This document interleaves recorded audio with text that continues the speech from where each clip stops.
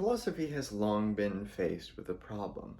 Maybe it's a modern problem, but nevertheless we find it today, which is that it seems to be alien from real-world application. I find this a lot when I tell people that I'm going into philosophy or that I'm getting a philosophy degree, and often the question that I'm brought with is, well, how are you going to make a career out of it? Or how does this have any application to the real world?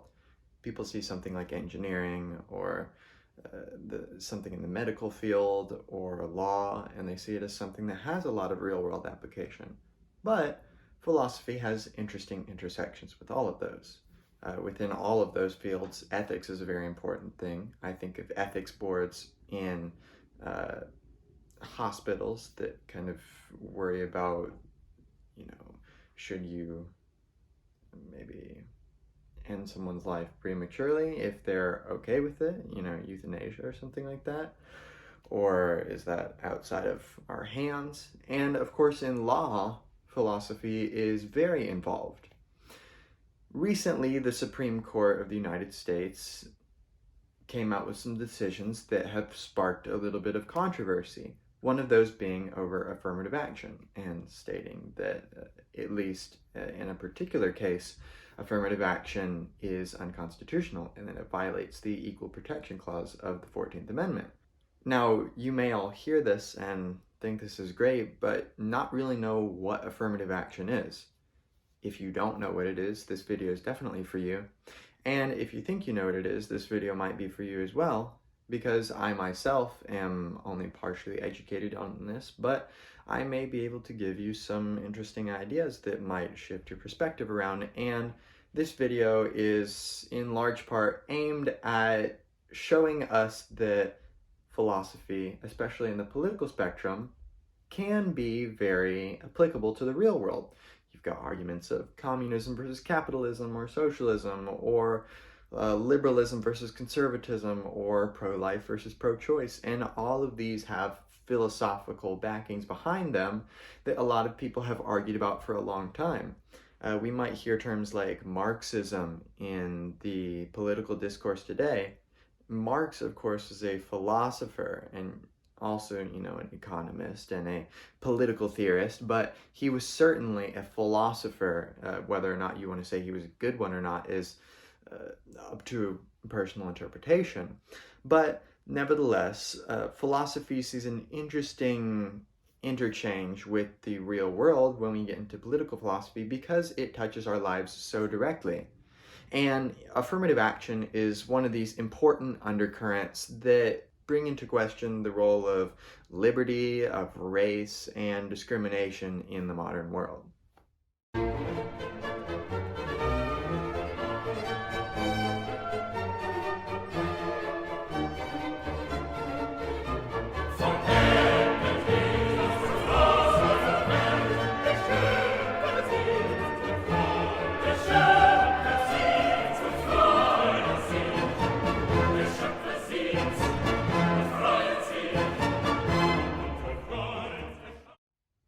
Now, in October of 2022, this was deliberated upon and argued over in the Supreme Court, but on June 29, 2023, the Supreme Court of the United States decided in the case of Students for Fair Admissions, or SFFA, the president and fellows of Harvard College, that their admissions process, which utilizes affirmative action, violates the Equal Protection Clause of the 14th Amendment. Now, this might all sound great, but we need to dissect a little bit exactly what this is saying. Now, first off, the Students for Fair Admissions Incorporated is a organization that is aimed at providing equal protection under the law for, especially for students that are being that are applying to places. And it is an important thing to think about, and we can certainly admire them, at least on the face of it, trying to make sure that everyone is equally protected by the law. But what does this mean? And this is an important thing we have to talk about. Now, the Equal Protection Clause of the 14th Amendment is, of course, guaranteeing equal protection under the law. It states, no state shall deny to any person within its jurisdiction the equal protection of the laws. So, pretty simple. But of course, with many of these things, the Supreme Court and other parts of the judicial system are tasked with deciding how to interpret these and how to apply them to the law, based not only on their decisions, but based on referencing past decisions in order to set a precedent for certain ideas, actions, or other things. Now, of course, this immediately calls into question, when we're talking about equally protecting people under the law, does this mean equally protecting by not changing the law to any subtleties in people, of not really worrying about differences and trying to ameliorate differences? Or does equal protection mean understanding these differences and taking into account these differences in an effort to ameliorate them? Which is an interesting point, because in one sense we have the very face value sort of thing, which I think is what the Supreme Court is doing in this case, is that the equal protection of the law means that the law shouldn't take into account these differences because it would be discriminatory. Whereas the other, and I think a little bit more deep version of this, not to imply that there's something great about being deep, but just going a little deeper into this, is that maybe being equal under the law requires that if a class or a group of people is subverted, that is taken into account, and the law seeks to establish this equality under the law precisely by ensuring that there is some inequality, or rather looking at this inequality and correcting for it. So the Harvard admissions process, as well as I believe it was UNC, was under deliberation in this. And the question was, is Harvard and UNC, and we'll specifically just look at Harvard in this case, are their admissions processes violating the equal protection of the law that's guaranteed by the 14th Amendment? Now, Harvard admissions expresses the goal of ensuring there is no dramatic drop-off in minority admissions from the prior class. So, of course, the idea is that there's some sort of systemic disenfranchisement that's been established and is trying to be corrected for by ensuring that there's no drop-off of minorities. Because for a long time, minorities such as African Americans or immigrants have been underrepresented in higher education and in colleges. Now, you could make the argument, which I think would be a wrong one, that these groups are simply not as smart, or that they don't have the courage or the gut to work in order to get to where they need to be. This is kind of like when, like, on Fox News, they talk about, like, immigrants just wanting to take Social Security and just living off welfare, whilst also saying that immigrants are trying to take all of our jobs. It's like, are they good workers, or are they welfare babies? What are we going to say here? And the question here is, should we take a look at this disenfranchised group of people and try to correct for it, or should we not? And the Harvard admissions process includes a multi-step process where applicants are given a score based on a number of categories. And in the first reader phase, there's this overall category, which is one of the categories being scored, which a first reader can and does consider the applicant's race. And SFFA and the court looked at this and said, well, we shouldn't be taking into account an applicant's race because now people aren't being equally protected by laws. Now people are being discriminated against based on their race. The court stated that its previous understanding of the Equal Protection Clause was that it guaranteed, quote, that the law in the states shall be the same for the blacks as for the white, that all persons, whether colored or white, shall stand equal before the laws of the states. So this is kind of that first of those ideas that we were talking about, which is that laws should try to ameliorate looking at these differences and changing people's legal status, or the way that they should be treated based on these differences.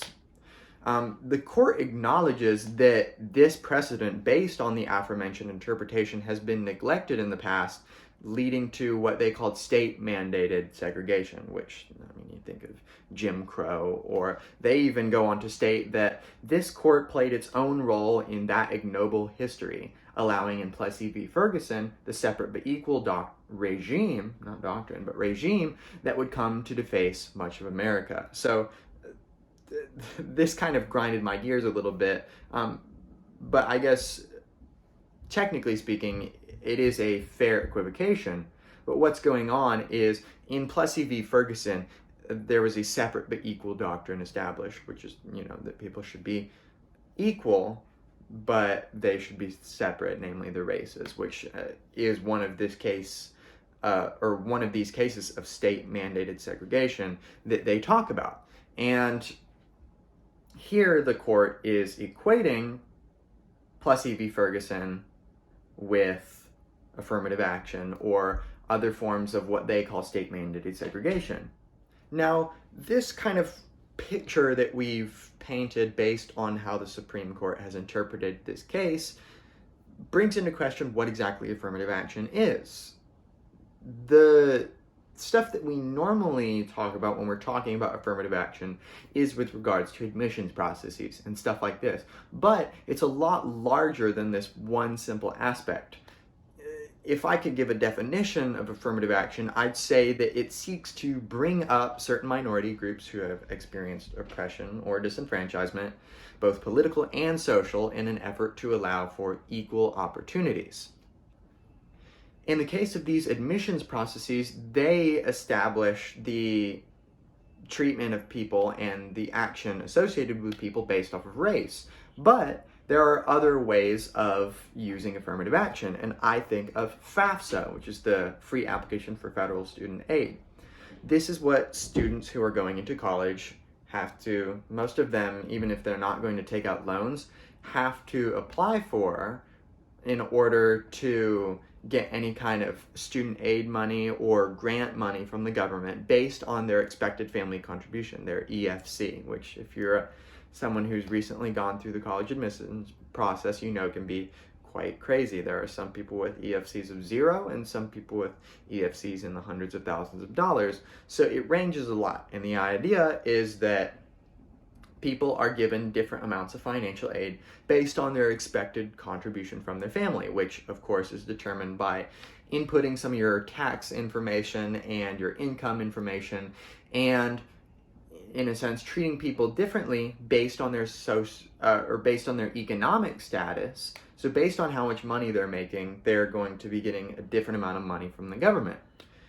And this, in a sense, the court decision that we've been talking about is probably going to bring into question the efficacy of the FAFSA by going against the idea that we should treat people differently based on economic status either. Or at least this is my suspicion, and suspicions of other people around me, but I'm not sure if it would ever actually come to this.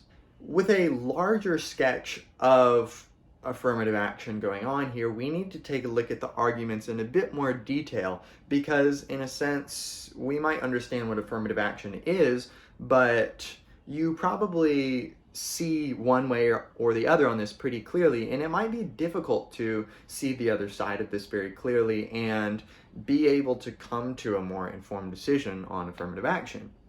Now, I think it's better to start with the anti-affirmative action people. Those who would not support affirmative action would say that it's a form of combating racism with more racism. That by treating people differently based on their skin color, we're just kind of adding to the racial fervor and the issues among peoples of different races by establishing those differences in races rather than trying to bring people together. So those who would go against affirmative action would say that this is a way for the government to divide us or something like this, or a way for us to disenfranchise different people in an effort to undisenfranchise other people, which is kind of an interesting way of talking about it.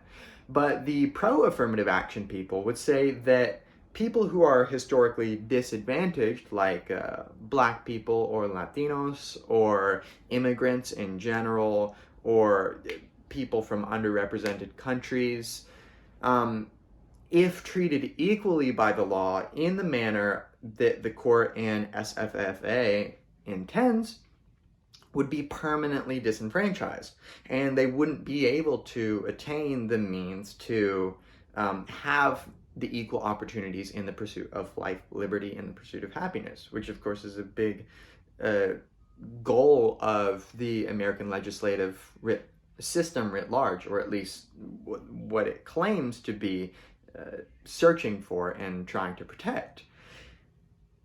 This kind of brings into the fore, what does racism mean, and why are we or are we not racist? And what does this contribute to this conversation? Because the anti-affirmative action person would look at the person who's in favor of affirmative action and say, you think you're combating racism, but you're actually just adding to racism and disenfranchising other people. And that it doesn't matter if it's in the pursuit of a good goal, which is making sure that disenfranchised people get an education, it's still wrong. And this is sort of kind of a very principled way of looking at things, that racism is always wrong because such and such, or that treating people differently based on their race is wrong because such and such. Now, the pro-affirmative action person would look at the anti-affirmative action person and say, that your principles might be a bit too set in stone, in that we need to realize the larger historical and cultural situation of our society and realize that there is a level of disenfranchisement that is occurring. There are a disproportionately small amount of minorities than majorities in education or in anything. That's kind of the definition of minority versus majority. And of course, we could look to all sorts of legislation like Plessy v. Ferguson and realize that there is an institutionalization of this disenfranchisement. And the question is, how do we respond to that? And what exactly does racism mean in this context? Now, racism has such an important role in our modern political discourse, but I think there are different kinds of racism, and in a sense, we need to be a little bit more receptive to what we're meaning by this. Now, there's the one side, which is that racism is hate, that racism is like being a Nazi, of wanting to eradicate the Jews because they're Jews or something like this. And in this sense, racism is discriminating against or hating people based on their race. And then there's the other side, which is that racism is taking into account these racial differences and paying mind to them. So in a sense, we've got the hard racism on the one side of hate and the soft racism, which I don't even feel like racism is the appropriate term anymore, because we can see that it has a much different image. Even if you still disagree with it, it has a more positive connotation, which is that we're taking into account these differences for the purposes of the grading of society. Now, the anti-affirmative action person might look at that and say that if you're taking into account people's races, even if it's for the betterment of society, I mean, Hitler did the same thing. He thought that he was creating the perfect society for the blessed Aryan race, as his creator commanded him to do, as he said in the end of chapter 2 of Mein Kampf.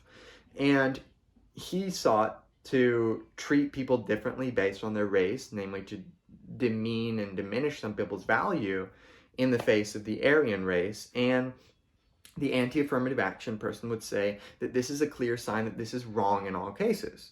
Now, I'd like to argue here a little bit that it's not necessarily wrong in all cases to treat people differently based on their race. And it's very circumstantial, because affirmative action treats race as a very important factor rather than something to be gotten rid of or wiped away. And some people would consider this as kind of a whitewashing in an attempt to get rid of racism. And in a sense, we're not getting rid of racism, but we're just whitewashing the fact that it is still existing, and we're just trying to get rid of all the differences among people. And this brings into the question, should race or color matter?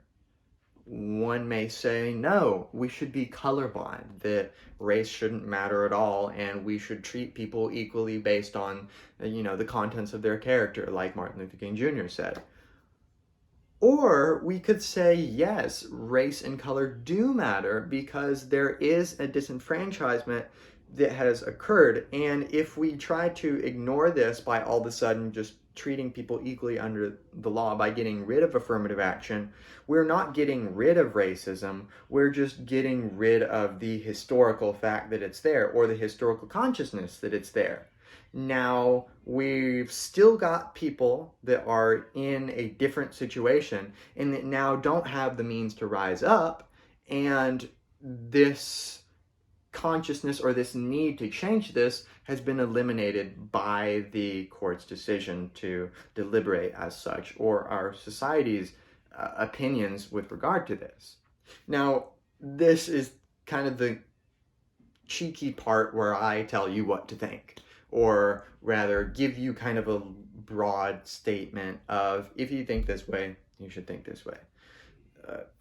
Some may think that we should have absolute liberty and freedom from seeing each other as anything but equal under the law, that we should disregard difference as best as we can, because these people rightly see that people use difference as a way to discriminate against people, whether that's Hitler seeing this binary war between Aryans and non-Aryans and disenfranchising non-Aryans, or whether this is like the Chinese Communist Party talking about its dictatorship of the proletariat, and there's this binary class struggle between proletariat and bourgeoisie.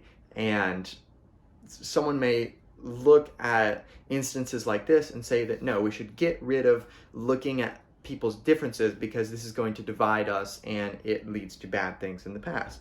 So in some senses, this is brought about by a certain historical consciousness of being aware of the fact that difference can divide. And this person might say that any legislation that takes into account race or economic status or social standing and treats people differently in the face of the law as a result is discriminatory and racist and evil and is against their principles. On the other hand, some may say that discrimination in this sense is necessary in order to ensure it is eradicated. This is what affirmative action is all about. It's about understanding that there is discriminating and equalizing the scales. And the question is, because this equalization of the scales goes both ways, it requires bringing someone up but also bringing someone down so that people are at the same level. The question is this leveling down sort of immoral action, or is it justified because it meets an end? And I think here, philosophically speaking, you've got the very principled kind of deontological ethics on one side, where everything is about principles and everything is about sticking to these principles that never move. This might be something like a Judeo-Christian understanding of things, where there are certain principles set down by God that cannot be altered and must be followed tooth and nail, thou shalt not, or thou shalt this. Whereas you have the utilitarian side, which I think might be the what we can equate here with the affirmative action side, of the pro-affirmative action side, is that there is a utility in offsetting these scales, even if it means a permanent balancing out by bringing some people down. Because in a sense, now everyone is going to be on the same level and able to meet each other on the same terms, and then we can have an equality of the law, a true equality of the law, now that there's an equality of circumstances. And the real dilemma that affirmative action is all about is, how do you help people out of a situation that has resulted from disenfranchisement? You can either, one, treat them the same as those who aren't in the situation, and this would be equality. This would be just treating everybody as their equal under the law, and in a sense, this is a radical disregard of the current stance of people sociopolitically and socioeconomically and racially and things like this, or you can acknowledge socioeconomic difference in an attempt to eradicate it. And this is equity. This is the difference between equality and equity. Equality is a sort of principled way of looking at a situation and saying that the best way to fix this is by treating everyone as their equal, even if they're not, because by treating them as equal, we are adhering to a set of principles. Whereas the equity position would say that to ignore the historical undercurrents and simply try to equalize is not to actually bring about equality, but to just give a masquerade of equality and actually to cover up the fact that people are never going to be equal if we adhere to this system of radical equality. So in a sense, you've got the anti-affirmative action being for equality and the pro-affirmative action being for equity. In conclusion, this is such a diverse issue with so many different arguments for both ways, and I hope it's clear to the watcher that there are good points to be had for both sides. There is the anti-affirmative action of sticking to principles and having a certain historical consciousness of the way people use difference to manipulate each other. Whereas there's the pro-affirmative action, which is the sort of taking into account the historical consciousness in an attempt to ameliorate things in a similar way that the anti-affirmative action people are doing. They're both taking into account the historical situation, but treating it in different ways. The deontological ethics of treating everything as if it's always wrong in every circumstance because it has been in the past, or the sort of utilitarian ethics of realizing that things are dependent upon context and that in certain circumstances this sort of leveling out is justified. And of course the eternal question is, do we equalize or offset? Do we equalize by doing this radical equality of treating everybody like the same, even if they're not? Or do we offset, which has a temporary negative effect on certain people and positive on other people, but in an attempt to bring out true equality through equity? And there's no easy answer. Even though I have a certain opinion on this, I'm perfectly aware that it's just so multifaceted that it would be frankly disingenuous of me to present this as if it were so one-sided. I understand very much the side of both of these, partly because I used to be on the anti-affirmative action side and have now moved towards and am on the pro-affirmative action side, but partially because we have to represent and understand that both of these have philosophies underneath them, and in a sense both have some sort of attempt of justification. And here we can see this radical sense where philosophy and politics and society all come together to create this discourse that's so important to us that we can really only dig into with philosophy if we're hoping to gain any sort of critical and effective perspective.